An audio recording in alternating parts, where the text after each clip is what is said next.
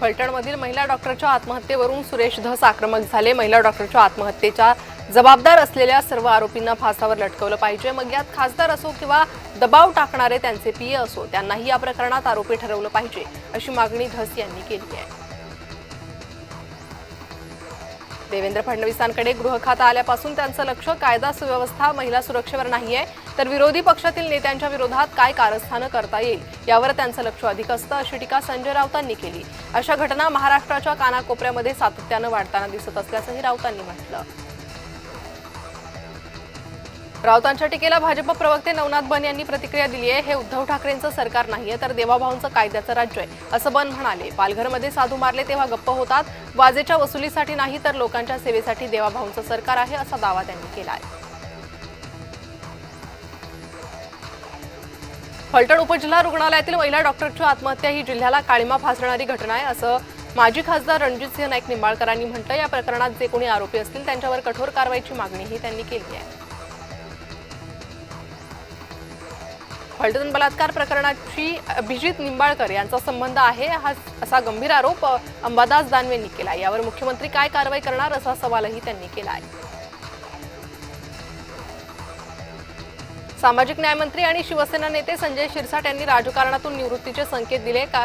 वयानुसार कधीतरी थांबायचं का, असा माझ्या मनात प्रश्न असल्याचं शिरसाट यांनी म्हटलंय। शिरसाट यांच्या वक्तव्यानं राजकीय वर्तुळात चर्चांना उधाण आलंय।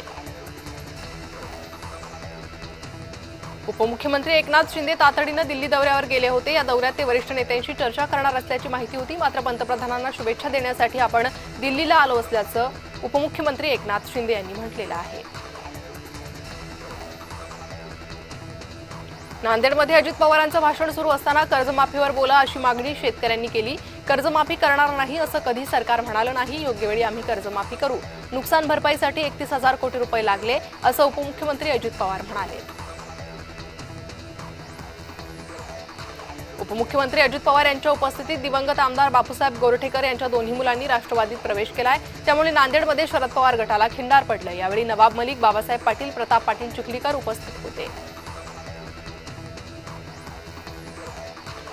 मुंबई महापालिकेसाठी भाजपचा 150 प्लसचं टार्गेट आहे। केंद्र आणि राज्यापाठोपाठ मुंबई महापालिकेत वर्चस्व प्रस्थापित करण्यासाठी भाजपकडून आखणी केली जाते। 150 जागांवर उमेदवार उतरवण्याचा भाजपचा प्रयत्न आहे, तर शिवसेनेला 65 ते 75 जागा देण्यास भाजप अनुकूल असल्याची माहिती सूत्रांनी दिली आहे। पक्षासोबत बेईमानी केली त्याच्या घरात घुसून मारू, असं वादग्रस्त वक्तव्य नाना पटोलेंनी केलंय। येणाऱ्या नगरपरिषद निवडणुकांच्या पार्श्वभूमीवर भंडाऱ्यातील कार्यकर्ता मेळावा आयोजित करण्यात आला होता, यावेळी ते बोलत होते। 25 ते 30% कमिशन शिवाय नगरपरिषदेत कोणतंही काम झालं नाही, असा आरोप भाजप नेते परिणय फुके यांनी केला। यामध्ये कोट्यावधींचा घोटाळाही झाला असल्याचं त्यांनी म्हटलंय। नगरपरिषदेत आपली सत्ता आली तर त्याची चौकशी करू, असा इशाराही त्यांनी दिलाय। खासदार मुरलीधर मोहोळ यांनी मुख्यमंत्र्यांची भेट घेतली आहे, यावर धंगेकरांनी प्रतिक्रिया दिली। जैन मंदिराची जागा खाण्याचा प्रयत्न बिल्डरांच्या मार्फत मोहोळांनी केला, याचा जाब नक्कीच फडणवीसांनी विचारला असेल, असं धंगेकर म्हणाले।